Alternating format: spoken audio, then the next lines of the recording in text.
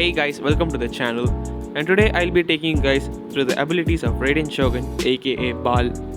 So her kit is actually really confusing to people, but with the leaks and visual representation of how things work, it's actually pretty simple to understand how her abilities work.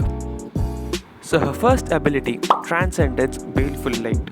The Raiden Shogun unveils a shard of her Ethymia, dealing electro damage to nearby opponents and granting her nearby party members the Eye of Stormy Judgment.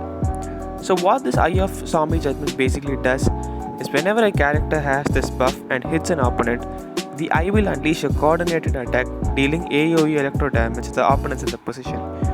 This Eye can initiate one coordinated attack for every 0.9 seconds per party member. So as you can see, whenever she uses her E, there's a eye kind of thing above the character's head, which is the visual representation of her ability being active. Also, when Venti used his ult, you could see that the part of the circle got brighter and there are random slash attacks happening in his ult. So these slashes are the coordinated attacks and the glowing part of the circle is the resolve stack, which we will talk about later in this video. Now let's talk about Baal's ult, which is also the most important part of her kit.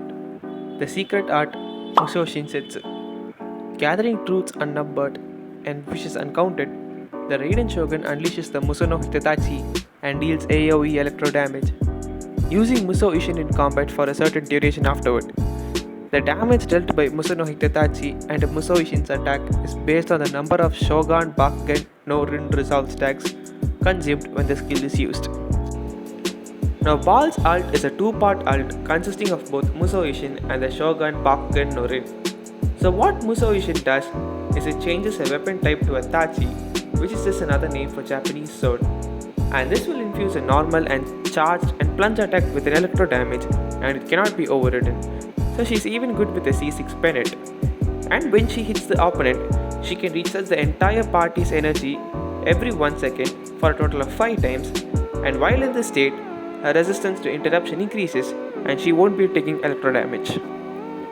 So each hit during her ult generates 3.15 energy at level 10 for a total of 15.75 energy, which is pretty good if you have a bad energy recharge problems in your team.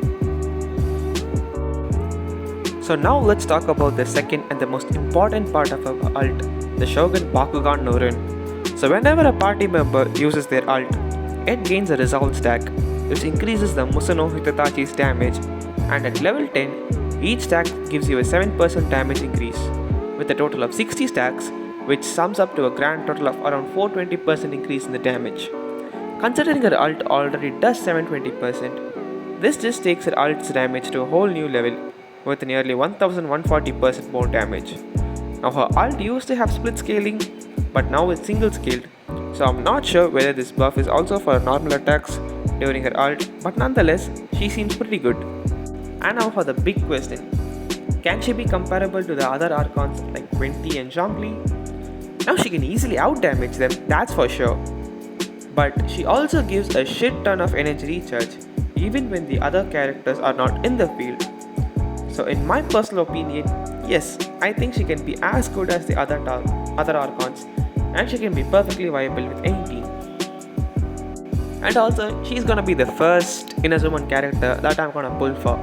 Hope I win 50-50. And I'm also gonna be doing a live pull session for Baal. So if you guys would join, that would be awesome. And thank you guys for watching this video, and as always, stay frosty.